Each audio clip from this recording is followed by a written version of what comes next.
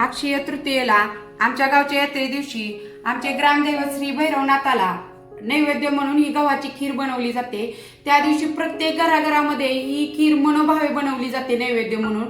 ह्या नैवेद्य म्हणून बनवलेल्या गव्हाच्या खीरीची चव ही अप्रतिम असते। बघायची का तुम्हाला रेसिपी? तर चला रेसिपी पाहूया।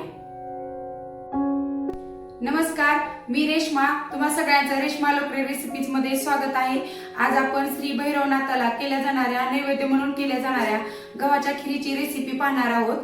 खीरीचे साहित्य पाहण्यापूर्वी या खीरीसाठी लागणारा जो दलिया किंवा गव्हाचा रवा किंवा गव्हाची भरड असा अनेक शब्द आहेत त्याला, ते कसा बनवायचा ते पाहूया। इथे मी आज खपली गहू स्वच्छ 2-3 पाण्याने धुवून घेतला आहे। हा वजनाने 250 ग्रॅम आहे आणि वाटीने म्हणाल तर 2 वाटी आहे। तुमच्याकडे खपली गहू म्हणजे त्याला जोड गहू देखील म्हणतात नसेल तर तुम्ही साधा गहू वापरू शकता। ह्याची आता आपण मिक्सर मध्ये जाडसर भरड करून घ्यायची आहे। बघा, त्या गव्हाची मी ही अशी जाडसर भरड करून घेतली। हे बघा किती असं जाड असं ठेवलेलं आहे, जास्त बारीक करायचं नाही। ही आता केलेली गव्हाची भरड आपण काय करायचं, फॅन खाली 20 मिनिटं एका सुती कपड्यावर टाकून सुकवून घ्यायची।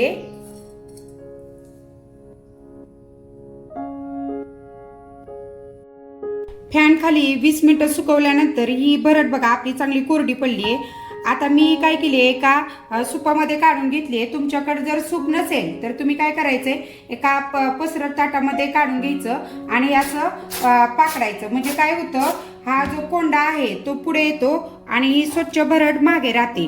आई काय होतं, खपली गव्हाला थोडाच कोंडा निघतो, जे आपले रेग्युलर गहू असतात त्याला जरा जास्त कोंडा निघतो। हा गव्हाच्या खीरीसाठी आपला दलिया तयार झाला आहे। आम्ही नैवेद्य करायचं म्हटल्यानंतर अगोदरच्या दिवशी हा दलिया बनवून ठेवतो। जर तुम्हाला दलिया बनवण्यासाठी वेळ नसेल तर विकत देखील हा खीरीचा दलिया मिळतो आपल्याला। इथे आपला खीरीसाठी लागणारा दलिया बनवून तयार झालाय। आता खीरीसाठी लागणारा आपण साहित्य पाहतोय। इथे मी हा दलिया 2 वाटी घेतला आहे, वजनाने हा 250 ग्रॅम आहे। त्याच वाटीने मी 2 वाटी गुळ घेतला आहे, हा वजनाने गुळ 250 ग्रॅम आहे। इथे मी 5 लवंग घेतलेले आहेत, हे काजू बदामचे तुकडे, ही 1 चमचा खसखस मी भाजून खलबत्त्यामध्ये थोडीशी ठेचून घेतली आहे। हे ओल्या नारळाचे थोडेसे काप करून घेतले आहेत पातळ असे। ही 2 चिमूट जायफळ पूड आहे, ही पाव चमचा विलायची पूड आहे आणि यातला आपण 3 ते 4 चमचे साजूक तूप वापरणार आहोत। इथे मी काय केलंय, आपला 2 वाटी दलिया आहे तर हे मी 5 वाटी पाणी पातेल्यामध्ये चांगलं उकळून घेतलंय आणि त्यामध्ये हा दलिया काय करायचा आहे, आपण 10 मिनिटं भिजत घालायचा आहे। म्हणजे काय होतं, तो एकदम मऊ असा शिजला जातो।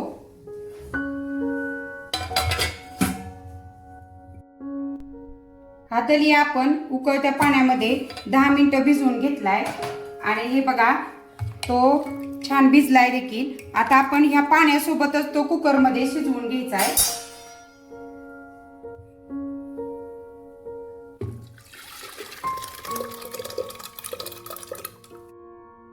आता या कुकरच्या आपण मध्यम गॅसवर 5 शिट्ट्या करून घ्यायच्या, म्हणजे आपला दलिया छान शिजतो। हे मी कुकरच्या मध्यम गॅसवर 5 शिट्ट्या करून घेतलेत। आता आपला कुकर थोडा थंड होतोय, तोपर्यंत आपण काय करायचं, खीरीमध्ये जो गुळ घालायचा आहे तो एका पातेल्यात किंवा एका काही भांडा असेल तुमच्याकडे त्याच्यामध्ये घ्यायचा आणि तो गुळ भिजण्या इतपतच अगदी थोडंसं पाणी घालायचे, जास्त पाणी घालायचं नाही। आणि याचं काय करायचंय, तुम्ही घट्ट असं गुळवणी बनवून घ्यायचंय, पाक नाही बनवायचा, गुळवणी बनवून घ्यायचंय आपण। हे असं फुल गॅसवरती हा गुळ आपण पूर्ण या पाण्यामध्ये विरघळून घ्यायचा, म्हणजे त्याचं गुळवणी तयार होतं। हे असं गुळ पाण्यामध्ये विरघळून आपण त्याचं हे गुळवणी बनवून घेतलंय। इथे ही आपल्या कुकरची पूर्ण हवा निघून गेली आणि आता आपला दलिया देखील मऊ शिजला असेल। आपण याच्या मध्यम गॅसवरती 5 शिट्ट्या करून घेतलेल्या आहेत। हे बघा आपला दलिया एकदम छान मऊ असा शिजलेला आहे। हे बघा आता काय करायचं, तो काय करायचा, हा शिजलेला दलिया ह्या पळीने असा घोटून घ्यायचा आहे तुम्ही, म्हणजे तो छान एक जीव होतो आणि खीर आपली चांगली मिळून येते। हे असं थोडंसं भार देऊन असा घोटून घ्यायचा दलिया। हे हे बघा पळीने दाब देऊन असं ही दलिया घोटून घेतल्यामुळं असा हा एक जीव झालाय तो दलिया. आता ह्या दलियामध्ये काय करायचं, आपण जे गुळवणी बनवून घेतलं होतं ते अशी गाणी घेऊन गाणीने शोधून आपण त्याच्यामध्ये घालायचंय. काय होतं कधी कधी गुळामध्ये कचरा वगैरे पण असतो, तो या गाणीमध्ये राहतो. आणि आता नंतर असं हे गुळवणी ह्या खिरीमध्ये छान मिक्स करून घ्यायचं. आणि नंतर आणखीन आपण हे 2-3 मिनिटं गॅसवरती ही खीर असं शिजवून घेणार आहे.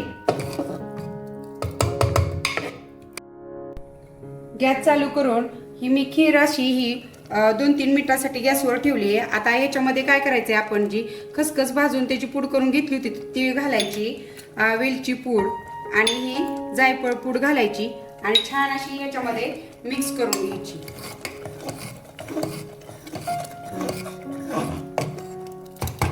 आणि गॅस एकदम मंद ठेवायचा आहे.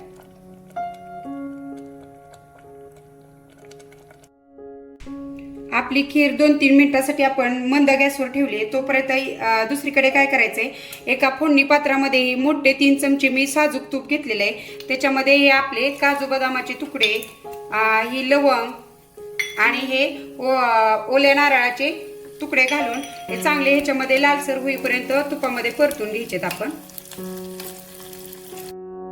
हे बघा हे लालसर होईपर्यंत मी चांगलं तुपामध्ये परतून घेतले. आता हे काय करायचंय, आपल्याला खिरीमध्ये घालायचे. लवंग आवर्जून घाला, खूप छान चव येते खिरीला. आणि हे छान असं मिक्स करून घ्यायचं. आणि आता मी गॅस बंद करते.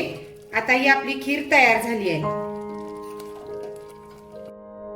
तर अक्षय तृतीय दिवशी आमच्या ग्रामदैवत श्री भैरवनाथाला ही गव्हाची खीर नैवेद्य म्हणून केली जाते. ही आपली गव्हाची खीर छान अशी बनवून झाली आहे. ही मी आज काही टेस्ट करणार नाही, कारण पहिला मान हा भैरवनाथाचा आहे. तर तुम्हाला ही माझ्या गव्हाच्या खिरीची रेसिपी कशी वाटली ते मला कमेंटमध्ये नक्की सांगा.